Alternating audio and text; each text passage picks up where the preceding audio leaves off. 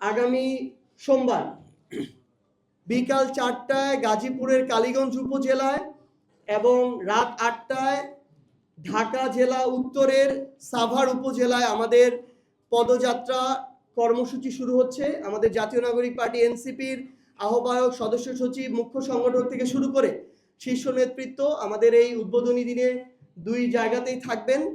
এবং 7 তারিখ থেকে আমাদের দক্ষিণাঞ্চলের পদযাত্রা শুরু হবে কক্সবাজারের উখিয়া উপজেলা থেকে।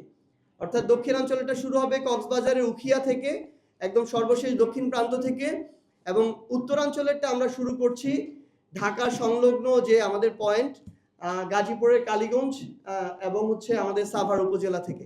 এটা আমরা আগে থেকে জানিয়ে রাখলাম। আমরা 16 তারিখে যখন আমরা রংপুরে থাকব, উত্তরাঞ্চলের আমাদের যে টিম সেটি পদযাত্রায় রংপুরে থাকবে। 16 তারিখে সকালে 10টায় আমরা, যেদিন আমাদের জুলাই শহীদ দিবস, যেদিন আমাদের ভাই আবু সাইদকে হত্যা করা হয়, সেদিন আমরা আবু সাইদের কবর জিয়ারতের জন্য যাব এবং দোয়া মোনাজাতের সেখানে কর্মসূচিতে অংশগ্রহণ করব।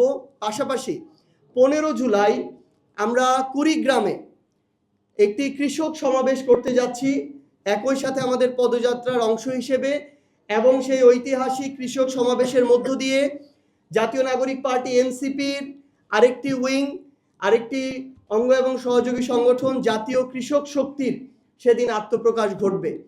তো এই হচ্ছে আমাদের জুলাই পদযাত্রার আজকের যে প্রেস ব্রিফিং এর মূল কথা। চ্যানেল বি প্লাস, নতুন সূর্যোদয়, নতুন বাংলাদেশ।